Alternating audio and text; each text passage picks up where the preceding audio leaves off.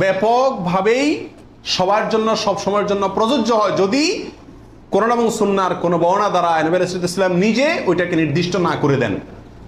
তিনি সফরে যদি কোনো নির্দেশ করেন, ওই সফরের বাইরের জন্য সেটা কার্যকর হবে কি হবে না? যদি কেউ সফরের জন্য নির্দিষ্ট করতে চায় তাহলে তার জন্য পৃথক দলিলের প্রয়োজন। বিধায় এটাই হলো বেশিরভাগ ওলামা একরামের মত। বিচ্ছিন্নভাবে কোনো আলেমের মত থাকতে পারে, কিন্তু সে এক দুজন আলেমের কথা না শুনে সংখ্যাগরিষ্ঠ ওলামা একরামের মতের উপর আমল করবেন।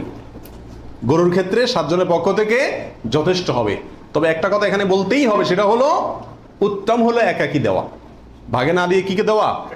একাকি দেওয়া। এক্ষেত্রে কারোর কোনো দ্বিমত নাই, একাকি দিতে পারলে সেটা সবচেয়ে বেস্ট এবং ভালো। 7 ভাগের নিচে হলে কোনো সমস্যা আছে কিনা গরুতে? একটা গরুতে ধরেন 5 জন মিলে দিলেন, 4 জন মিলে দিলেন, 3 জন মিলে দিলেন, 6 জন মিলে দিলেন, 7-এর নিচে হলো, এটা কি যথেষ্ট হবে না কোনো সমস্যা আছে? এর উত্তর হলো কোনো সমস্যা নাই।